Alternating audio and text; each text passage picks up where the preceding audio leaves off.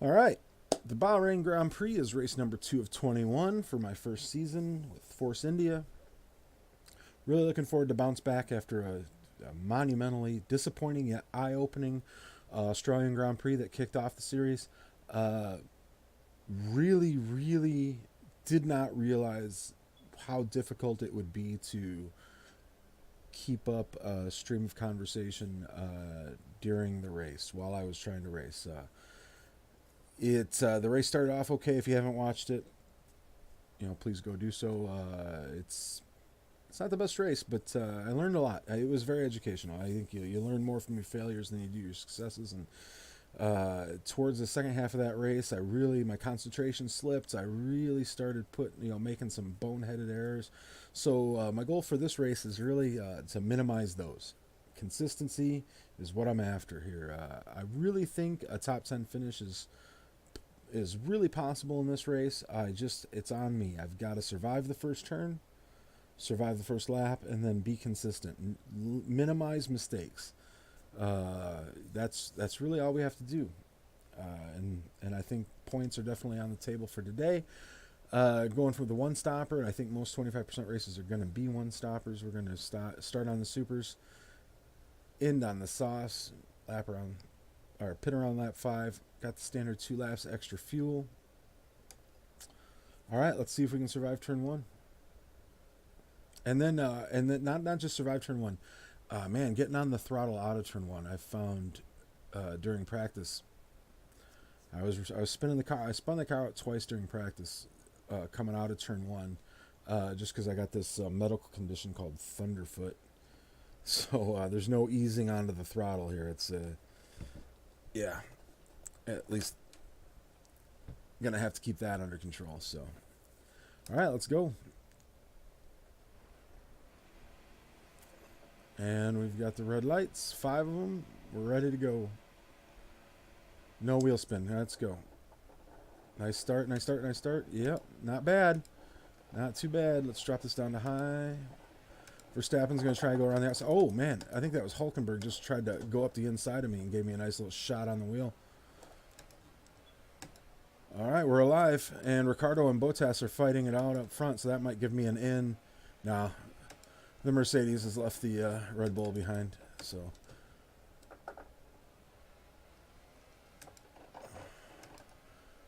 Not a bad start. Not a bad start at all. Again, it's all about consistency.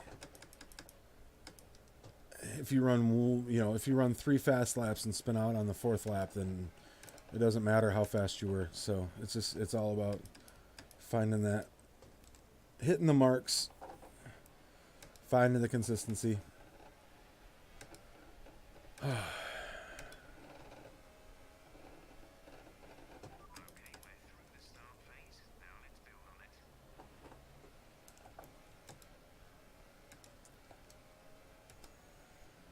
I like this track a lot. Oh, that was bad. I hit that curb and lost the rear end, started stepping out on me. I do like this track. I don't know if it's just a road track thing, but my least favorite tracks in this game tend to be the street courses. And to a lesser extent, the Australian, the Albert Park course is probably my favorite of those, but I still prefer, tracks like this, the classic Grand Prix tracks. Yeah, Verstappen is not going to leave me alone. He's not going away. That Red Bull is just a much stronger car than this Force India. He's still got to get around me, though. Oh, what? Too deep into there. For some reason, during practice and so far in the race and qualifying, I'm getting these frame rate drops, and I don't understand why all of a sudden.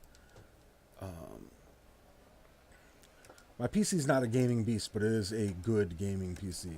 So I don't know if this is due to streaming, or not streaming, the fact that I'm recording the video. But it is a little distracting. I've got to see if I can figure that out after this race. Thinking about trying to run a community race with Jardier later. He's doing a 2-hour Nordschleife GT3 GT4 race, and I like those GT4 cars. They added the KTM is really nice on Race Room Racing Experience. This is on Race Room I'm talking about. And if I think Race Room's my favorite racing sim right now that isn't Assetto Corsa. Like it's hard to like anything more than Assetto Corsa just because the modding community for AC is just so good.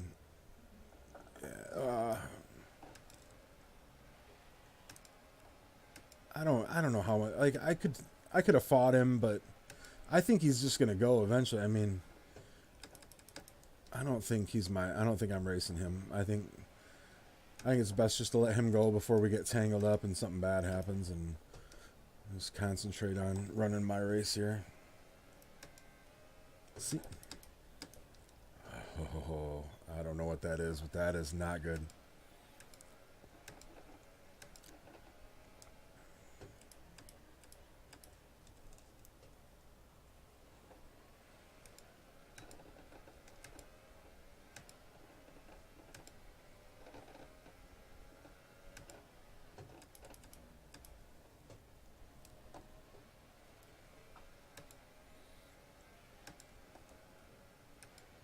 This inside curb is death, man. I tell you what, you get that curb wrong, and you are hurting. That the penultimate corner there, that's easy to get wrong too.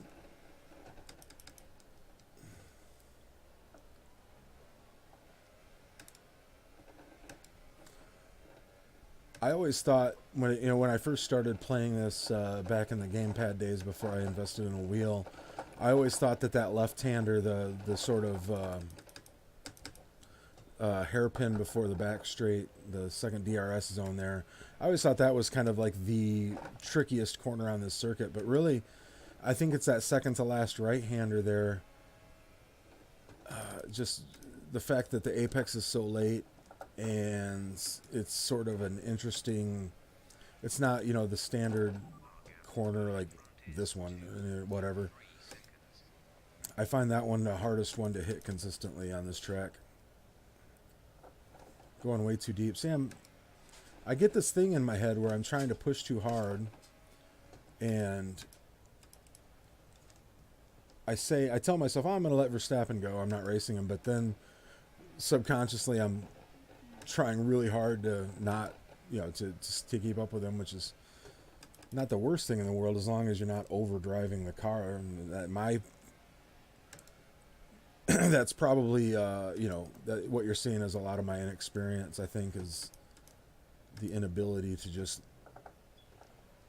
focus on my own line, focus on my own race, and, just make sure I'm doing what I have to do.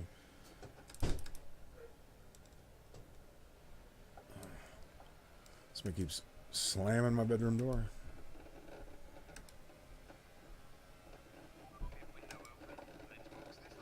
All right.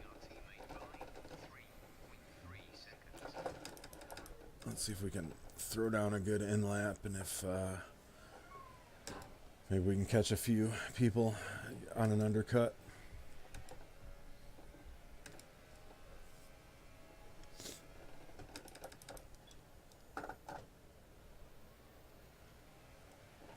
Keep going way too deep into corners.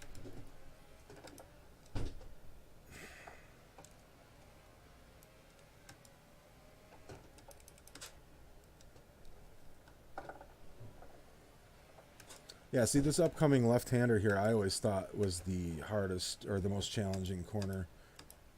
But it's really not that bad.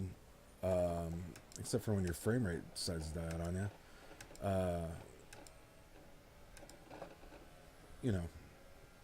Not a bad corner.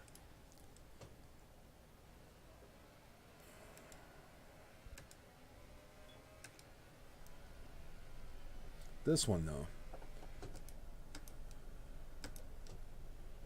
it's hard to get that. I can't figure out how to be fast through there.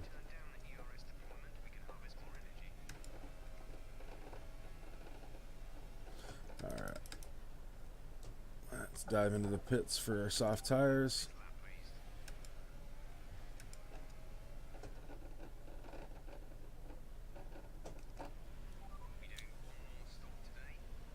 What? I got... No. That light was green when I came into the pits.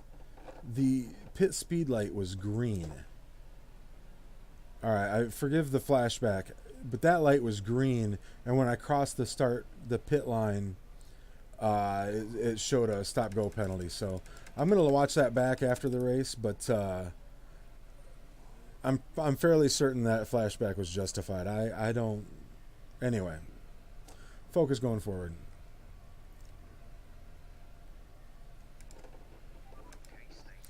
So, yeah, this is what I like to do. I like to... I'll leave the fuel mix on rich and drop the ERS deployment down to low until the batteries are recharged, and then I'll throw the ERS deployment back up to high. And that's sort of how I manage my ERS. I don't know if that's the best way to do it, but that's how I do it. I just figure by using the rich mix for recharging your battery, you're minimizing the time loss. ERS is good. It gives you a nice boost to horsepower, a nice boost to overall lap times.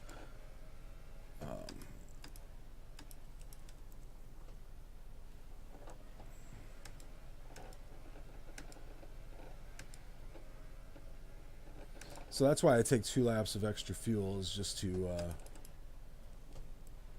have on hand for when I need to recharge the batteries. And then I try to stay in high deployment as much as possible. Overtake, I mean, anything more than high I find is like just for passing. You can't just run in overtake because you only get so much ERS deployment a lap.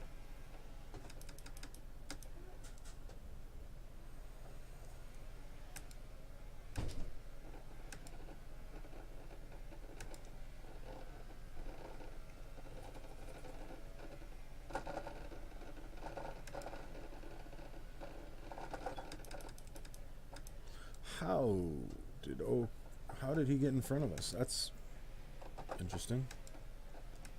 Was my my in lap that slow?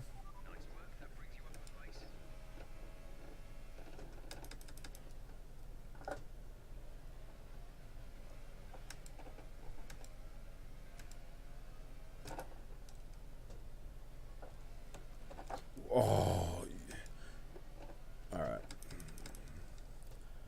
That stutter is killing me.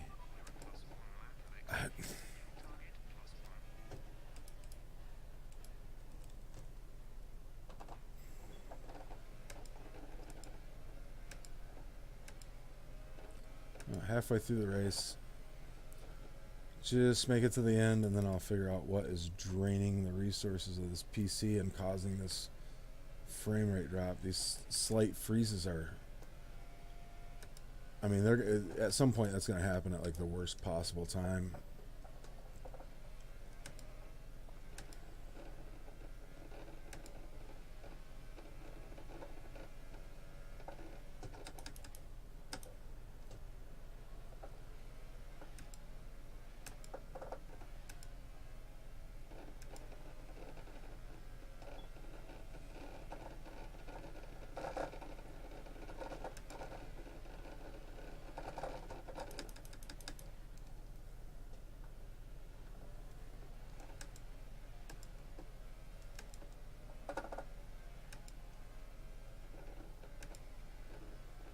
P8, I must have had a really terrible in lap.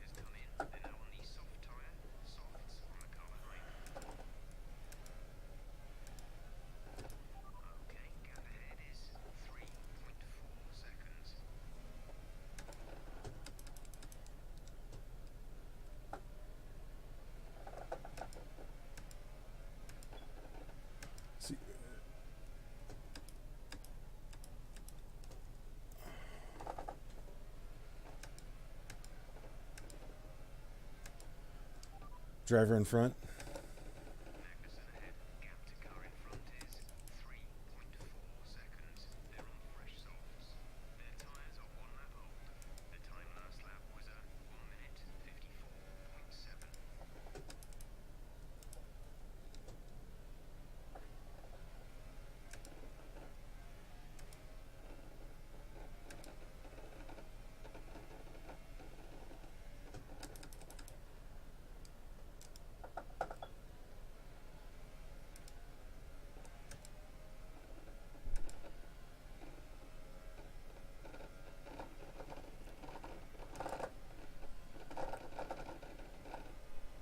It's hard not if things stay the way they are, right? And I could make a mistake and things could get way worse. I mean, that's definitely not outside the realm of possibility.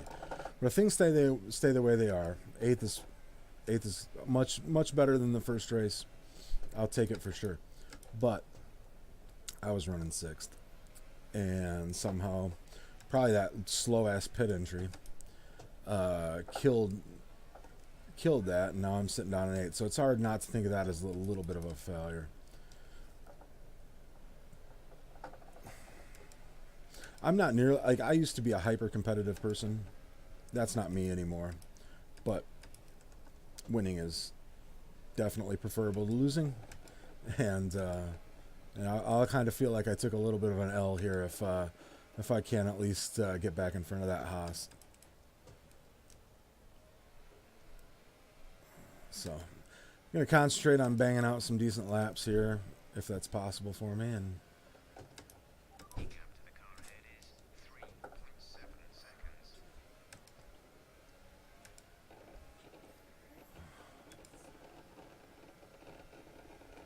the daughter getting the cat.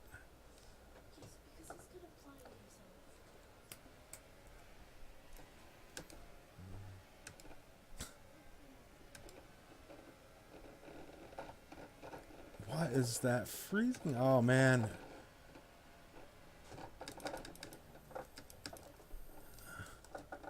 Oh, that was so slow. Got the position back, though. But, yeah. Oh.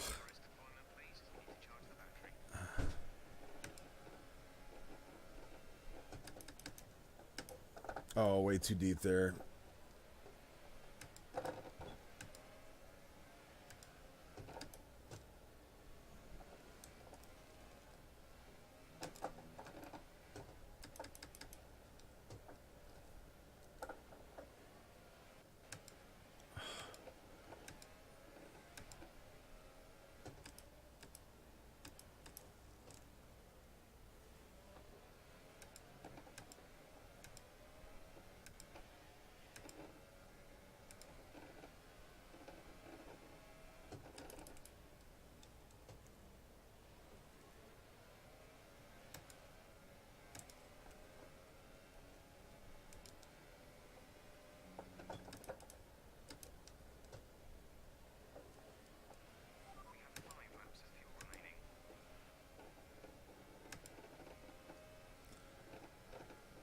Okay.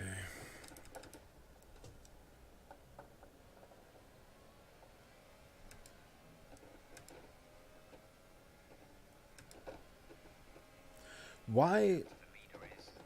Question. Why is there no VR support for F1 2018? Why does Dirt Rally have VR support but Dirt 4 doesn't? Codemasters, what are you doing? Like, seriously?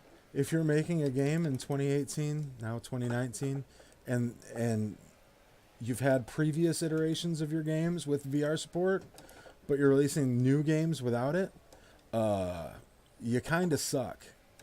Like let's not be nice about it. You're lazy and you suck. Oh, but the engine doesn't support VR. Make a new engine. VR's not going anywhere. How about instead of just using an excuse like, well, the engine doesn't support it, or make it. Make the game happen. You made Dirt VR or Dirt Rally VR. You did that. So you can do it. You have the F1 license. Fucking make an F1 game that's VR. Or get rid of the license. Give it to somebody who will. I mean, let's face it. Codemasters hasn't been doing a really excellent job. This game's okay. But if you've played online, you know that it's not. This isn't an excellent copy. All right, this is not a. This isn't one of those. This isn't one of those. Once in a generation titles like. Wow.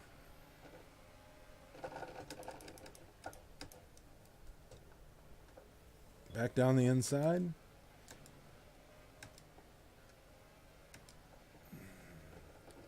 See if I can put some distance between these guys now. I'll be able to run high and overtake for the rest of the race. But yeah, I don't understand how you can have VR be a part of one of your games, one of your titles. Like, hey, look what we're doing now, guys. Oh, yeah, we're only going to do this once. So this is a one-off. We're not doing this again for a while. And then eventually when everybody else has made VR like a standard feature, which it pretty much already is, like Project Cars 2, Race Room Racing Experience, Assetto Corsa, all, I would say, much better racing titles than this. All with VR support. Project Cars 2, iRacing, excellent VR support. So Codemasters, what are you doing? Why are you lazy? Don't be lazy. You've got the license to the most popular sports racing motorsports championship on the planet, and you're being lazy with it. And honestly, like, people are raving about the advances to career mode, and it's good, but it could have been so much better. Like, I don't know if this is from the FIA or Formula One just not letting them do things, but like drivers, if I'm running, let's say I run 10 career modes and I never play as Ferrari, Kimi Räikkönen and Sebastian Vettel are going to be Ferrari's drivers for all 10 years. That's never going to happen. What are you talking about? Like, what, you can't let drivers be let go, or is that from the FIA? Like, are they worried that their drivers' egos aren't going to be able to handle it? Like, Kimi Räikkönen might become more of a dick if his digital avatar gets fired from Ferrari in a video game somewhere. I don't know. My back tires must be gone. Yeah, a little bit bad.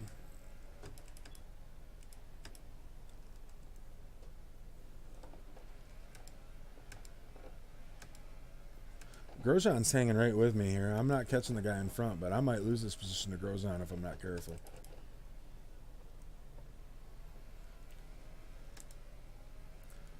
Anyway, I love this game. I think it's fun. I do not love the online, the netcode, the constant lag issues. And look, I get that when you're... Phew. Pardon me. Sorry about that. I get, people who play this game are coming from all over the world. I'm in the Midwestern United States, Northern Midwest United States. If I'm... Grosjean's going to get me here on this last lap. Nope, I got him.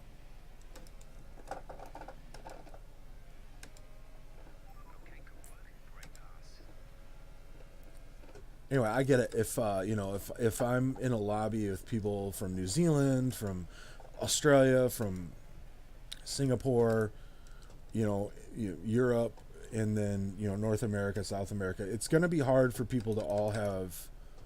It's going to be hard to sync that up. I have a degree in software engineering, not necessarily the same thing, but I know enough to know that it's unrealistic to think that with current tech that you're going to be able to just eliminate that sort of thing. That being said, other companies or other titles do a better job, so that means you can do a better job. It's just, my motto in life is just be better. You can always be better, and it's frustrating to me that at this point some of these titles haven't gotten better. Like some of this frustration is really born out of my frustrations with EA and what they've done to. That's a much better that's a much better performance. That's a much better result. Could have been better, but given what the first race was, I'm gonna go out. I'm just gonna be very happy with that. That's a top 10. That's the first points of the series. All right, that's all right. The last video ended rather abruptly because I don't quite know what gets copyrighted and what doesn't. I was pretty sure the music was not kosher, so I edited the end to just kind of cut off before the music kicked on. I've gone in and turned the music off. I think we're okay now, but anyway, yeah, 2 races in, a very disappointing start, but a nice bounce back in this race. Uh, take that with a little bit of a grain of salt, given that Bahrain tends to be one of my better tracks. So we'll see. I think the first real metric for how I'm doing was going to be Baku. If I can, if I can score a points finish and run a consistent race at Baku, then I think I'm doing okay. But for now, let's take that. Let's take a look at the standings real quick. Obviously, I only have the these 4 points, but Esteban scored point too. So after 2 weeks, or after 2 races, Lewis Hamilton's leading the championship. We're sitting in 10th, right behind Charles Leclerc. All right. All right, well, hey, this has been episode 2. Appreciate your time. Hope you are happy, healthy, and just be rad, everybody. Just be rad.